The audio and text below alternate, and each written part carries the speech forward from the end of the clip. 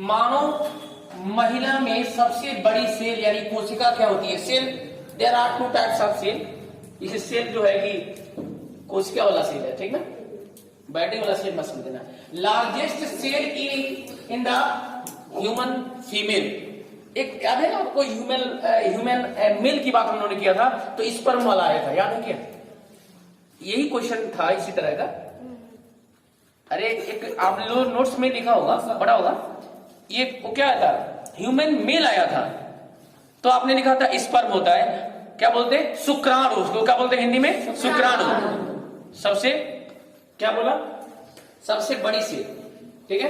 तो सबसे बड़ी सेल फीमेल की बात करें तो देखिए आपको हिंट भी दे रहा है, फीमेल ए, ठीक है, इसको बोलते हैं फीमेल एक बोलते हैं, मतलब ये अंडाणु होता है, फीमेल एक को बोलते हैं या ओवम बोलते हैं इसको। तो इसका सही जवाब है फीमेल एक। नोट कर लीजिए, मानव महिला में सबसे बड़ी सेल जो होती है वो किसकी होती है? महिला की बात करिए, याद रखिए महिला की बात किया है। सबसे बड़ी सेल मनुष्य में तो नर्व ये दिया ना, नर्व सेल दिया है, तंत्रिका तंत्र होता है, ये अलग बात है। लेकिन यहां पर फीमेल लगा दिया तो क्या बोलेंगे?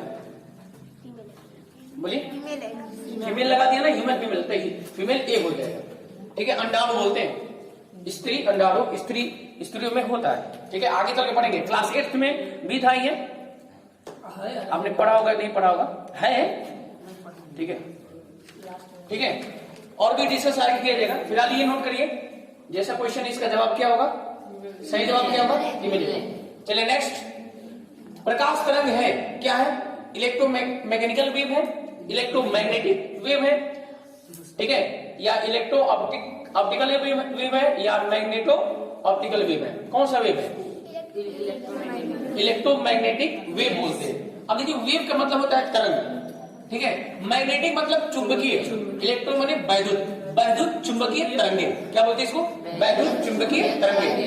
लिख लीजिए, इलेक्ट्रोमैग्नेटिक वेव, ये क्या है? ये वैद्युत यांत्रिक तरंगे, हिंदी लिख लीजिएगा, इलेक्ट्रोमैकेनिकल वेव, इसको क्या बोलेंगे? वैद्युत यांत्रिक तरंगे, और इसको बोलेंगे इलेक्ट्रोमैग्नेटिक वेव, वैद्युत चुंबकीय तरंगे। जैसे किसी वायर में, किसी कंडक्टर में अगर इलेक्ट्रिसिटी फ्लो होता है ना, इलेक्ट्रिसिटी मानी क्या बोलते हैं, विद्युत फ्लो होता है, बहता है, तो उसमें जो है ना, उसमें क्या होता है कि उसके इर्द गिर्द मतलब चारों तरफ मैग्नेटिक फील्ड जनरेट हो जाता है, चुंबकीय प्रभाव जनरेट हो जाता है, मैग्नेटिक फील्ड। आगे चल के इसके बारे में डिस्कस होगा, पढ़ेंगे हम लोग। फिलहाल इसका जवाब है, सही जवाब है इलेक्ट्रोमैग्नेटिक वेव, हिंदी बोलेंगे वैद्युत चुंबकीय तरंगे, वैद्युत चुंबकीय तरंगे, लिख लीजिएगा, नोट कर लीजिए। ओके, टेफ्लॉन इज अ या एन, ए या एन, क्या है इनमें से? देखिए, तो देखिए टेफ्लॉन ये जो होता है फ्लोरोकार्बन होता है, और इसका फॉर्मूला होता है CF2, नोट कर लीजिए फॉर्मूला, इंपॉर्टेंट क्वेश्चन है। जैसे जानते हो बर्तनों, कुछ ऐसे यूटेंसिल होते हैं, बर्तन होते हैं जिसमें कोटिंग होती है, काला काला देखते हैं ना, अपने घरों में कैसे बर्तन खरीद के आते हैं, तो उसके मतलब क्या होता है, ऊपर से कोटिंग की जाती है, एक प्रकार की कोटिंग है, मतलब एक प्रकार का लेयर चढ़ा जाता है बर्तनों पर, ब्लैक ब्लैक सा होता है।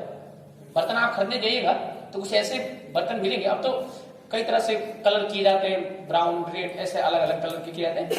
तो इससे क्या होता था कि उसमें कोटिंग होती थी, एक प्रकार का लेयर चढ़ा दिया जाता था, बर्तन जो यूटेंसिल हैं घरों में यूज होते हैं, तो एक प्रकार की ये कोटिंग है, और इसका फॉर्मूला है CF2 और CF2, ठीक है।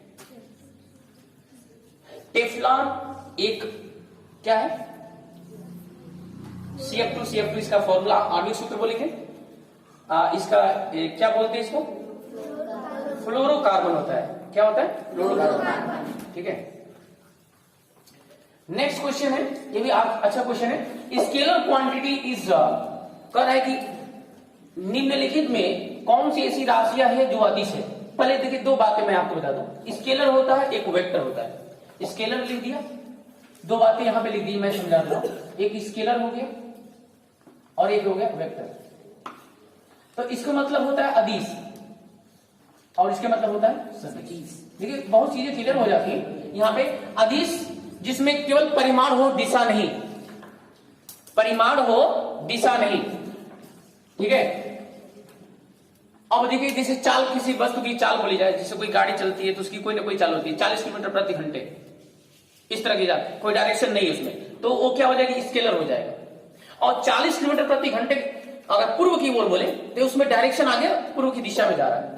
तो अगर उसमें दिशा हो और मैग्नीट्यूड हो, मतलब परिमाण हो और दिशा हो, ठीक है, magnitude as well as direction, ठीक है, मतलब परिमाण हो और दिशा हो। जैसे 40 किलोमीटर प्रति घंटे, ये क्या हो गया, ये स्केलर क्वांटिटी हो गई, चाल हो गई स्केलर क्वांटिटी।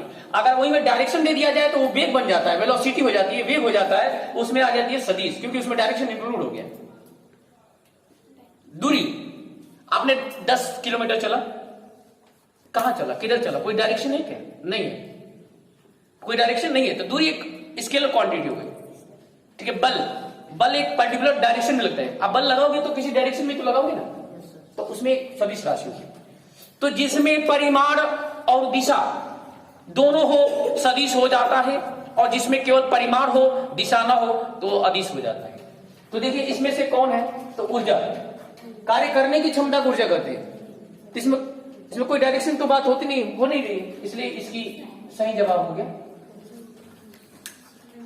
एनर्जी। देखिए the milk is an example, दूध एक उदाहरण है, किसका है ये बता रहा है। देखिए सॉल्यूशन, SOLUTION लिखा है, सॉल्यूशन लिखा है, सॉल्यूशन मींस घोल होता है, या कोलाइडल लिखा है, COLLOIDAL solution, colloidal solution, Hindi में भी कोलाइडल सॉल्यूशन बोलेंगे, कोलाइडल सॉल्यूशन लिख दिया। इमल्सन मैंने होता है पायसन बोलते हैं इसको, एयर सॉल्यूशन मैंने वायु घोल बोल सकते हैं। ठीक है, जवाब इसका सही जवाब है मिल्क। किसका उदाहरण है भाई, मिल्क एक जो है इमल्सन का उदाहरण है, किसका, इमल्सन का उदाहरण है, ये सही जवाब है।